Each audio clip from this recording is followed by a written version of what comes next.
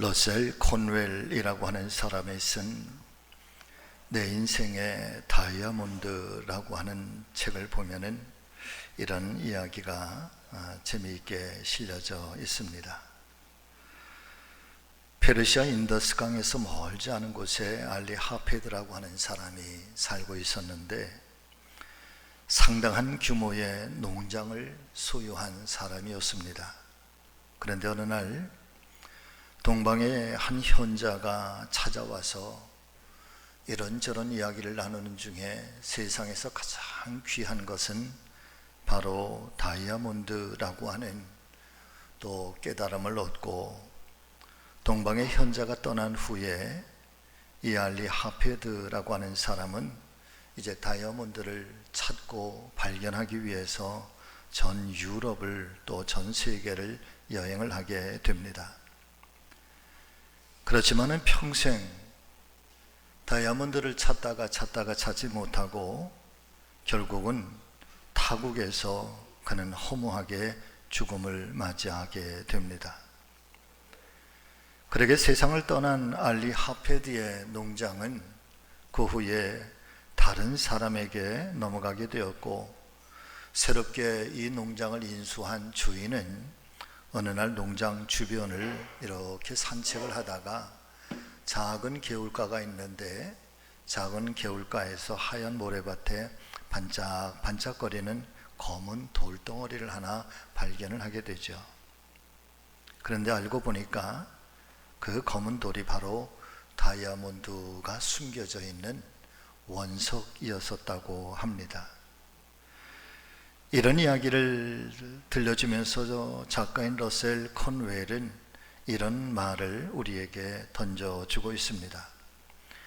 하나님께서는 우리 인생 가운데 보화를 숨겨 놓았습니다. 그런데 그 보물은 멀리 있는 것이 아니라 내 안에 있는 것입니다. 그런데 우리는 가까이 있는 이 보화를 찾지 못하고 자꾸만 먼 데에서만 행복의 파랑새를 찾으려고 정처 없는 나그네의 인생을 살아갑니다. 어쩌면 이 러셀이 이야기하고 있는 진정한 보화, 보물이라고 하는 것은 먼 곳에서 찾을 수 있는 것이 아니라 아주 가까운 곳, 특별히 어떻게 살펴보면은 가족과 함께 누리는 행복이라든가, 오늘도 내가 건강하게 아침을 맞이하고 일어날 수 있는 이 몸이라든가, 또 아침에 출근을 할 수 있는 그런 직장이라든가, 한 끼 밥을 먹고 살 수 있다고 하는 것, 심지어는 이른 아침에 온 집안에 울려 퍼지는 어린아이의 울음소리와 또 깔깔깔깔 거리며 웃고 있는 해맑은 아이들의 웃음소리들, 사실은 이와 같은 평범한 것들이 우리의 인생 가운데 숨겨진 보화일 수가 있다고 말을 하고 있는 것입니다. 그런데 사람들은 어리석게도 이런 것들이 너무나도 평범해서 비로소 모든 것들을 다 잃고 나면 그때서야 이런 평범한 것들이 얼마나 소중한 행복이었는지를 그제서야 깨닫게 되는 것이니, 아마 러셀은 이야기를 통해서 먼 곳에서 행복을 찾으려고 하지 말고 내 주변, 내 가까운 곳에서, 특별히 일상적인 삶 속에서, 평범한 것들 속에서 하나님께서 나에게 주신 이 행복, 이 보화를 발견하라, 그런 지혜를 우리에게 알려주는 것 같습니다. 사랑 믿음의 성도 여러분, 오늘 함께 봉독하신 이 마태복음 13장에는 밭에 감추어져 있는 보화와 그리고 좋은 진주를 찾고 있는 한 사람의 이야기를 통해서 예수님께서는 이 이야기가 곧 천국이다 라고 우리에게 말씀을 해주시고 있습니다. 달리 말씀을 드리면 예수님께서는 저와 여러분들의 인생이 과연 어떤 의미가 있는 것일까 라고 하는 사실에 대해서 마치 땅 속에 깊이 숨겨져 있는 보화 그리고 좋은 진주를 발견하고 찾아서 자기의 소유, 그것을 내 인생에 가져오려고 하는 것처럼 저와 여러분들은 마치 감추어진 보화를 찾는 인생과 다르지 않다라고 하는 말씀의 의미인 것입니다. 사실 저는 오늘 이 말씀 가운데서 오늘은 한 가지만 좀 은혜를 나누려고 하는데, 예수님께서 천국이라고 말씀하시고 있는 이 감추어진 보화, 값진 진주에 관한 이 말씀 속에 진주는 과연 무엇이고 감추어져 있는 보물은 도대체 무엇일까? 왜 예수님은 그 시대의 사람들에게 이 말씀을, 그리고 이 성경은 오늘을 살아가고 있는 저와 여러분들에게 무엇을 말씀하시고 있는 걸까? 함께 숙고하면서 오늘 아침의 은혜를 나누려고 합니다. 첫 번째 은혜는 바로 이런 거죠. 여러분 같이 하십니다. 하나님의 비밀, 곧 예수 그리스도. 숨겨져 있는 보화는 여러분 하나님의 비밀인 곧 예수 그리스도를 말하고 있는 것입니다. 예수 그리스도를 말한다고 하는 것은 다른 의미에서는 우리에게 하나님의 축복을 가져오고 우리가 하나님의 사람으로 살아갈 수 있도록 끊임없이 우리 안에서 역사해 주시는 이 믿음이라고 하는 것, 믿음이 곧 감추어져 있는 보물이라는 거죠. 오늘 예수님께서 들려주시고 있는 것처럼 이 땅속에 감추어져 있는 보화에 대한 말씀은 예수님 당시에 유대인들의 정치적인 또 국가적인 또 경제적인 그런 상황을 함께 유추해서 상고해 볼 필요가 있습니다. 왜냐하면 유대 민족은 역사적으로 거슬러서 끊임없는 이방 민족들과의 오랜 전쟁과 전란에 시달린 민족이었기 때문에, 그래서 전쟁이 나고 전란이 나면 사람들이 피난을 가게 되죠.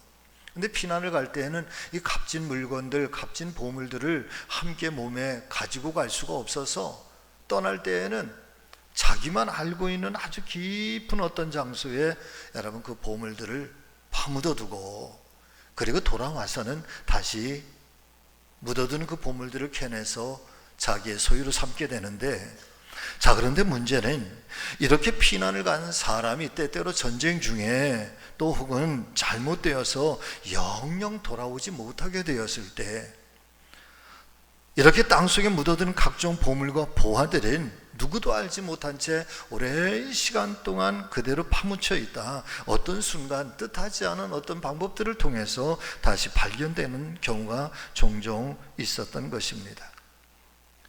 그래서 실제적으로 톰슨이라고 하는 사람이 1876년 땅과 책, The Land of the Book이라고 하는 책에 이런 이야기를 소개를 해주고 있는데, 시돈에 살고 있었던 한 농부가 아카시아 나무가 주변 농작물들에 많은 폐해를 끼치게 되니까 이 아카시아 나무를 여러분 밑둥에서부터 다 도려내고 뿌리를 캐내려고 하는데, 그런데 그 뿌리 밑에 구리로 만든 박스를 하나 발견하게 됩니다. 그래서 그 박스를 열어보니까 여러분 그 안에 무려 알렉산더 대왕 시대에 만들어진 금은 그릇들이 여러분 가득 차 있었다는, 한마디로 여러분 보물단지가 들어 있었다는 거죠. 또 다른 예로는 2014년 미국 캘리포니아 북부에 살고 있었던 한 중년 부부가 강아지와 함께 산책을 하는 중에 조그만 나무 밑에 여러분 뭔가 튀어나온 것을 발견을 하게 됩니다. 아주 낡고 오래된 깡통 같은 것이었는데 조심스럽게 그 깡통을 파내니까 그 밑에는 더 많은 깡통들이 여러분 많이 있었다는 것입니다. 그리고 나서 그 깡통을 열어보니까 여러분 그 깡통 안에 1847년부터 1894년 사이에 샌프란시스코에서 주조된 동전들인데, 그 동전들이 그냥 동전이 아니라 금으로 만든 동전, 금은 주화예요. 1427개, 오늘날 우리나라 한국 돈으로 환산을 하면 128억. 3부 예배는 놀라시는군요.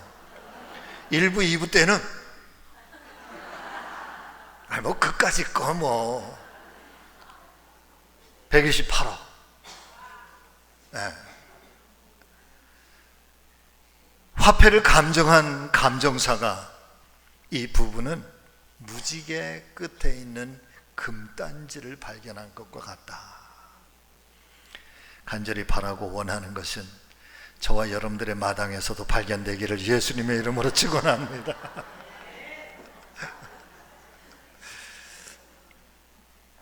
자, 그런데 사랑하는 성도 여러분, 잘 기억하시기를 바랍니다.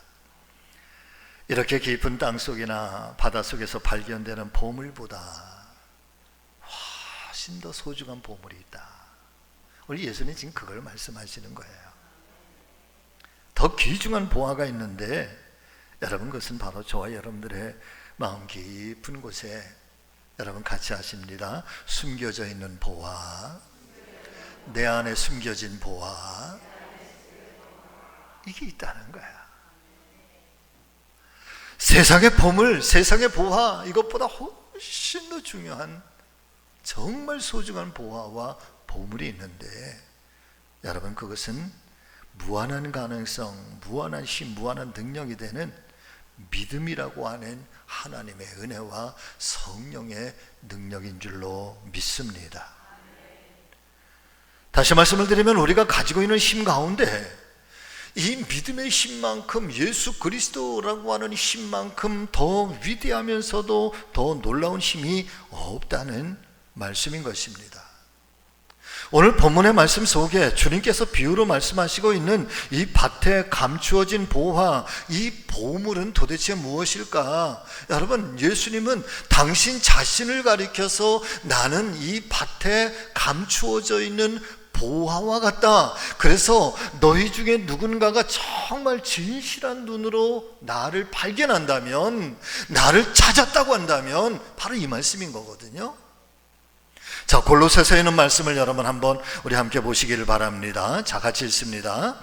이는 그들로 마음에 위안을 받고 사랑 안에서 연합하여 확실한 이해의 모든 풍성함과 하나님의 비밀인 누구를 깨닫게 하려 함이니, 예수 그리스도가 하나님의 뭐라고요? 하나님의 비밀이라는 거예요.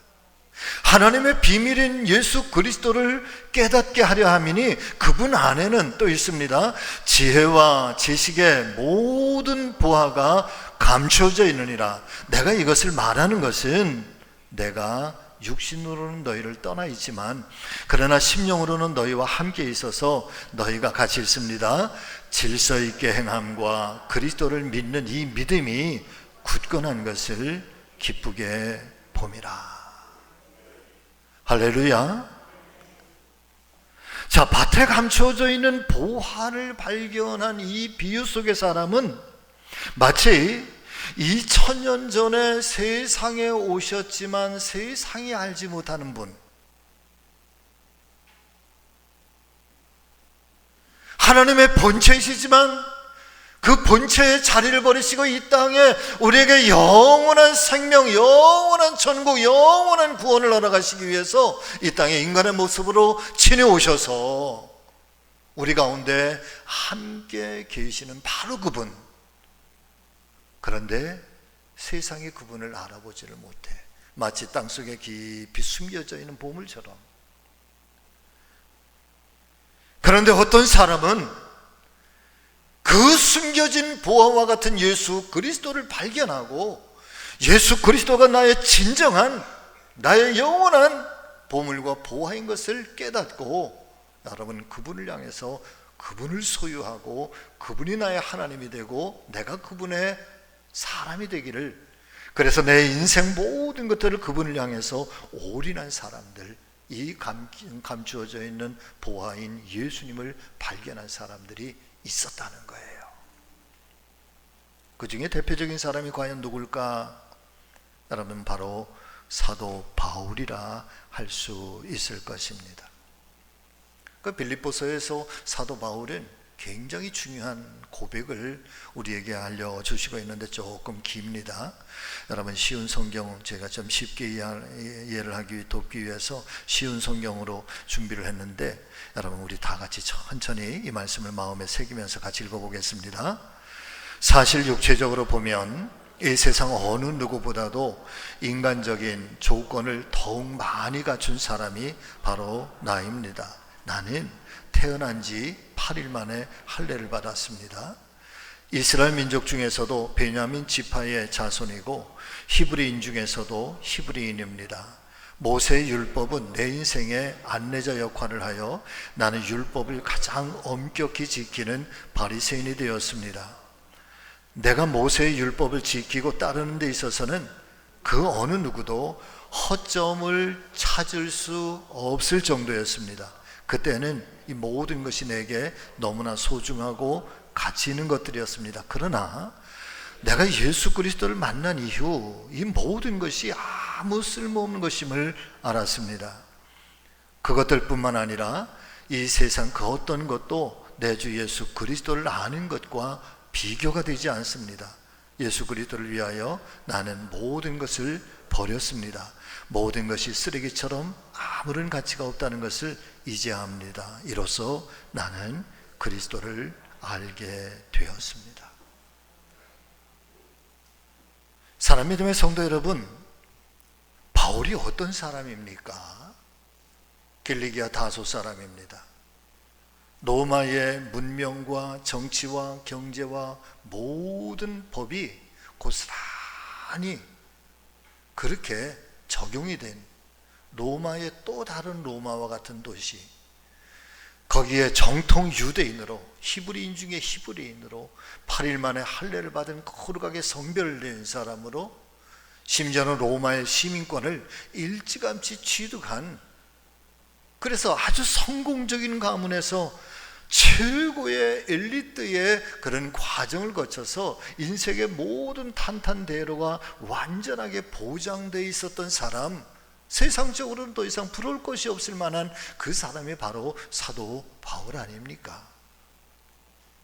더군다나 가말리엘의, 최고의 랍비로 알려진 가말리엘의 수송문화생이니까, 여러분 차후로는 이스라엘 민족의 차세대의 지도자로서 그렇게 추앙받을 보장이 되어 있는 사람이 바로 사도 바울이었단 말이에요.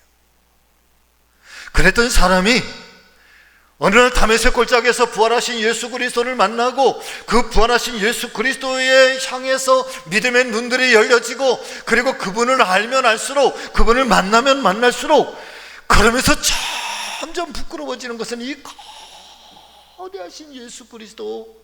그런데 그동안 내가 최고의 가치로 알고 왔던 내 삶의 이 부귀와 영화와 권력과 힘과 지식과 이 모든 것들이, 여러분 그분 앞에 비추어 보니까 뭐와 같다?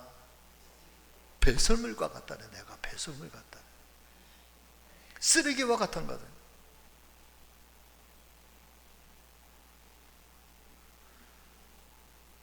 그분에 대해서 내가 믿음의 눈을 뜨고 그분을 만나니까 그분이 얼마나 소중한 분인지, 그분이 나의 인생에 얼마나 귀한 분인지, 세상의 어떤 것도 그분과는 비교할 가치가 없다는 거예요. 여러분, 바울만 그런 믿음이었을까요? 베드로를 비롯한 초대교회의 모든 성도들의 믿음이 이와 다르지 않았고, 이 모든 사람들은 오직 예수 그리스도만을 내 인생 최고의 보물과 보화로 여긴 믿음의 사람들이었다는 사실인 것입니다. 작년 요맘때쯤에 우리 교회 부흥에 오셨던 강문호 목사님 그 성막을 이야기하실 때에 꼭 들려주시는 말씀 중에 이런 이야기가 있어요. 저도 한 두어 번 말씀을 드렸는데, 이 하나님 말씀인 성경을 여러분 마치 빨래를 짜는 것처럼 성경을 이렇게 쥐어 짜잖아요. 그럼 빨래를 짜면 물이 나오잖아요. 그런데 성경을 짜면 성경에 뭐가 나온대? 구약 성경을 짜면 뭐가 나온다? 짐승의 피가 나온대. 성막에서 죄를 씻어내고 죄를 사함받기 위해서 내가 끌고 와서 내 손으로 잡고 피를 뿌리고 그리고 각을 떠서 번제를 드리는 구약 성경에는 끊임없는 이 구원의 도구가 되는 짐승의 피가 나오고, 신약 성경을 짜면 이 신약 성경에는 그 복음을 위해서, 예수 그리스도를 위해서 자신의 인생을 그렇게 순교의 피로 던진 사도들의 피가 나오고, 그 환난과 비박 속에서도 믿음을 지키고 교회를 지켜낸 성도들의 눈물과 성도들의 순교의 피가 신약 성경에 나온다. 그 신구약 성경을 다 짜면 누구의 피가 나온다? 예수 그리스도의 피가 나온다는 거예요. 예수 그리스도의 피가 흐른다. 그 성경을 짜면 예수님의 피가 흘러나오는 거예요. 구약의 시대든 신약의 시대든 하나님의 비밀, 이 하나님의 영원한 비밀, 예수 그리스도를 위해서, 하나님의 나라를 위해서, 그리고 복음을 위해서, 하나님께서 세우신 이 교회의 가치를 위해서, 그리고 하나님의 사랑의 가치를 위해서, 여러분, 이 세상의 이 영화와 영광과 부귀와 권력과 힘들을 초계처럼 여기고 이 복음의 가치를 위해서 자신의 인생을 다 드렸던 하나님의 사람들, 거룩한 교회가 여러분 성경 속에는 그렇게 흘러나오는 거죠. 그러면서 그분들이 얻게 된 것, 그분들이 간직하게 된 것, 그분들이 발견하게 된 것은 여러분 하나님의 영원한 은혜고, 하나님의 영원한 축복이고, 영원한 생명이고, 바꿔서 말씀을 드리면 이 모든 은혜의 주인이 되시는 예수 그리스도를 간직하게 되는 줄로 믿습니다. 자, 디모데후서 4장 7절과 8절의 말씀 여러분 보기를 바랍니다. 같이 읽습니다. 나는 선한 싸움을 싸우고 나의 달려갈 길을 마치고 믿음을 지켰으니 이제 후로는 나를 위하여 의의 면류관이 예비되었으므로 죽어도 이루신 재판장이 그날에 내게 주실 것이며 내게만 아니라 주의 나타나심을 사모하는 모든 자에게 도니라. 아멘. 이 말씀은 사도 바울이 이제 세상을 떠날 때가 가까워지는 거예요. 이제 내가 얼마 후면 이 순교의 길을 피할 길이 없는 걸 아는 거죠. 그리고 그가 예측한 대로 그는 여러분 목이 잘려서 순교를 해요. 목이 잘려서 순교 당하는 마지막 고백도 주 예수여 나를 통하여 영광을 받아 주옵소서예요. 그래 목이 딱 떨어졌을 때 목이 3번을 굴렀대. 그래서 지금 바울의 순교지에 가니까 목이 떨어진 그곳에 여러분 3번인데 거기에 핏자국처럼 이렇게 흔적이 남겨져 있어요. 마지막 세상을 떠나가기 마지막 직전까지도 바울이 고백하는 바울의 고백은 내가 달려갈 길 다 마치고, 여러분 같이 하십니다. 믿음을 지켰으니. 아멘. 믿음을 지켰대. 내 이름을 지켰으니가 아니라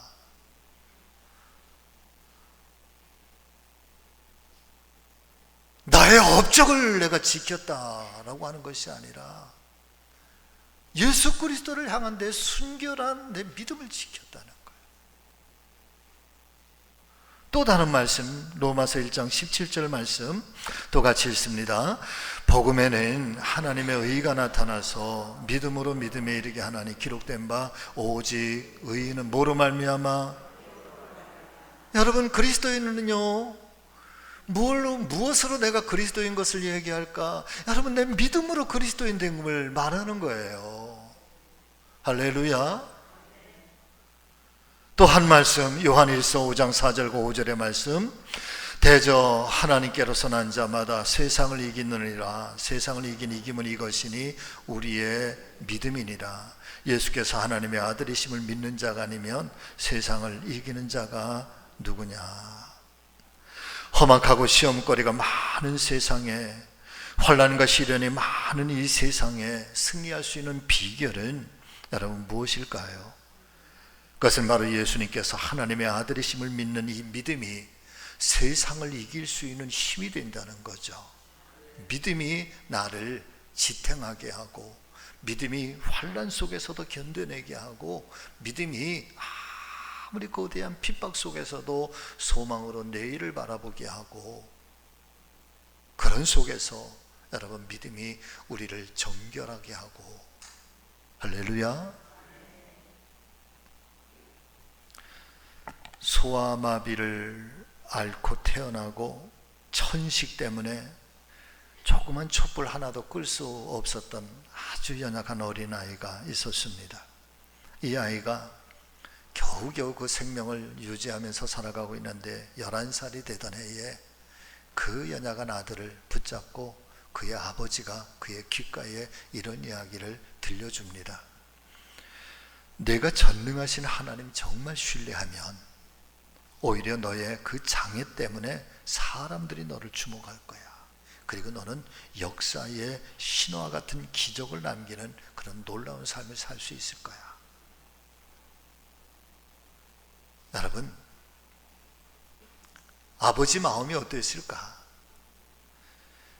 사실은 장애를 안고 있는 아들, 또 하루하루 정말 사람, 표현이 조금 그런 거 용서하세요, 사람 구실하기 어려운 그런 아들을 바라보면서 아버지가 기도하는 마음으로 내가 정말 하나님을 신뢰하고 하나님을 붙잡고 살아가면 하나님께서 너를 그 장애를 통해서 하나님 영광 받으실 거고, 나는 이 땅 가운데 정말 기적 같은 신화의 삶을 살 수 있을 거야. 이 아이가 그 아버지의 이 격려의 말을 마음에 새기고 그러면서 꿋꿋하게, 그러다가 23살이 됐는데 미국 뉴욕의 의원이 돼요. 주의원이 돼요.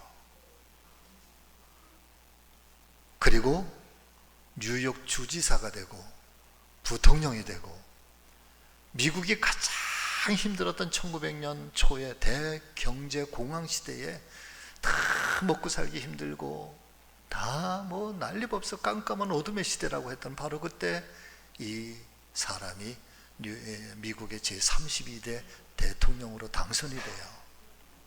내리 3선 대통령이 되고 4선 대통령을 하다가 세상을 떠나 프랭클린 루즈벨트 대통령이에요.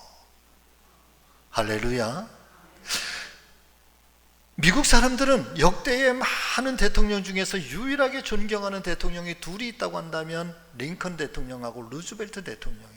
이 루즈벨트를 가리켜서 미국 사람들은 우리의 영원한 대통령이라고 표현을 해요.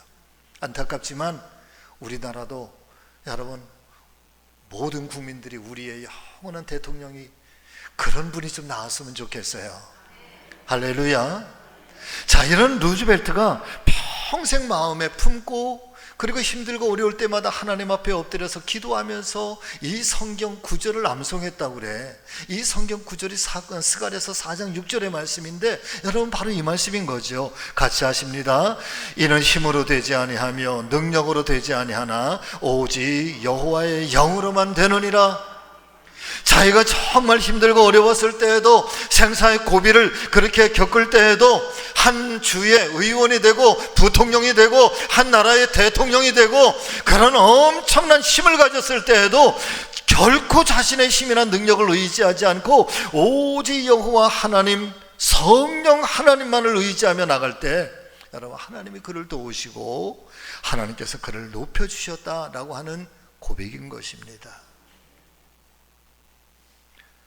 사랑하는 성도 여러분, 저와 여러분들께서도 우리가 이 땅의 삶을 살아가면서 때로 어떤 힘으로도 승리할 수 없지만, 그렇지만 하나님을 믿고 하나님 도우시는 이 하나님의 은혜가 우리 가운데 있고 우리 안에 이 하나님을 의지하는 믿음만 있다고 한다면 반드시 승리하게 될 줄로 믿습니다.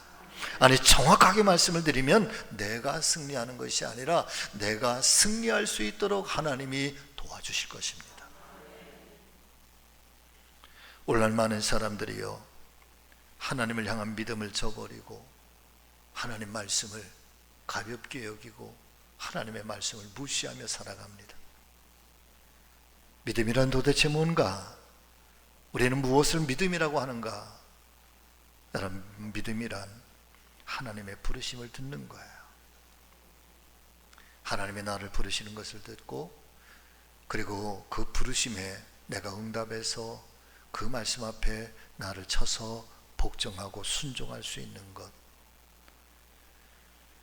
그리고 더 나아가서 하나님과의 관계를 소중하게 여기고, 그리고 그 하나님의 부르심 앞에 내가 어떻게 내 인생을 살아드리고, 또 삶의 그 순간순간마다 어떻게 하나님의 그 거룩하신 힘과 능력을 내 삶 속에 가져올 수 있을까, 이것을 갈망하는 것, 이게 믿음이에요.